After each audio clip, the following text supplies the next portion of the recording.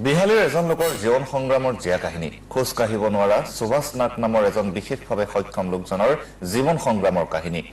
বিহালীৰ মোনাবাৰী লাহৰীজানৰ সুভাষ নাগে জন্মৰ এবছৰ 6 মাহৰ পাছতে অচিন ৰোগত আক্ৰান্ত হৈ দুভৰি শক্তি হেৰুৱাই পেলাইছিল এতিয়া চিলাই কাম কৰি জীৱিকা নিৰ্বাহ কৰি আহিছে লোকজনে যোৱা 22 বছৰ ধৰি বৰ্তমানলৈকে এই কামতে নিয়োজিত হৈ পৰিয়ালৰ পোহপাল দি আছে আনৰ ওচৰত হাত নাপাতি 10 জন বিশেষভাৱে সক্ষম লোকৰ বাবে আদৰ্শ আৰু প্ৰেৰণাৰ উৎস হৈ পৰিছে সুভাষ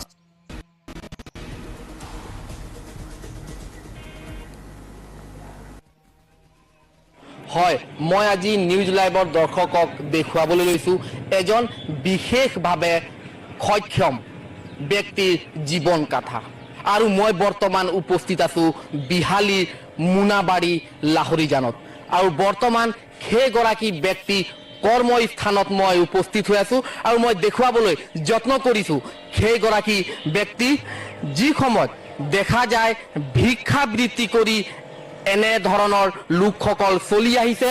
সেই সময়ত দেখা যায় যে দৰ্জিৰ পেছাত নিয়োজিত হৈ নিজৰ সংসাৰ পৰিয়াল পোহপাল দি আহিছে আৰু মই সেইগৰাকী ব্যক্তিৰ লগত মই কথা পাতিবলৈ যত্ন কৰিম আপোনাৰ নাম সুভাষ নাগ কিমান বয়স 46 আপুনি কেতিয়াৰ পৰা আপোনাৰ শৰীৰ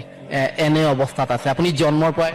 নহয় জন্মৰ পৰা নহয় মোৰ মা দেউতা কোৱা মতে মইতো 1.5 বছৰ পিছতে মই বেমাৰটো হৈছে আগতে পলিঅ' হৈছিল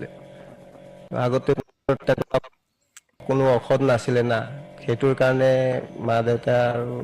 মোক কৰিব নোৱাৰিলে হ'লেও মই মানে নিজে আৰু চেষ্টা কৰি আজি এই অৱস্থাত পাইছো আৰু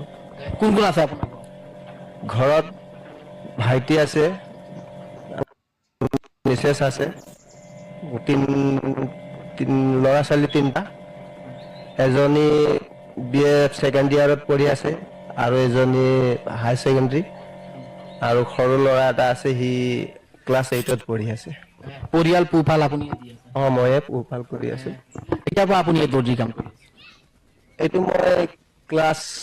9ৰ পৰা মই লাষ্ট স্কুল এৰিবলগীয়া হ'ল স্কুল এৰি পেলাই এইটো কামত জইন হ'লো আৰু পঢ়ি আছিলো আগতে তাৰ পিছতে মোৰটো 22 বছৰ মান হৈ গ'ল কাম কৰা 22 বছৰৰ পৰা আপুনি এই দৰ্জি কাম কৰি পৰিয়ালৰ পোহপাল দি আহিছে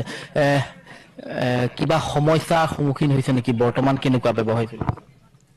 সমস্যাটো হ'বলগীয়া হয় আৰু আগতে মানুহবিলাকে যিটো চিলাই পিন্ধি আছিলে আজিকালিতো সব ৰেডিমেডে পিন্ধে ৰেডিমেড কিনি আনে আমি যিবিলাক কাম আগতে পাই আছিলোঁ এতিয়া কামবিলাক নাপাওঁ কম পোৱাৰ কাৰণে অলপ ঘৰ সংসাৰ চলাবৰ কাৰণে অসুবিধা হয় সেইকাৰণে মোৰ মানে জীৱনটো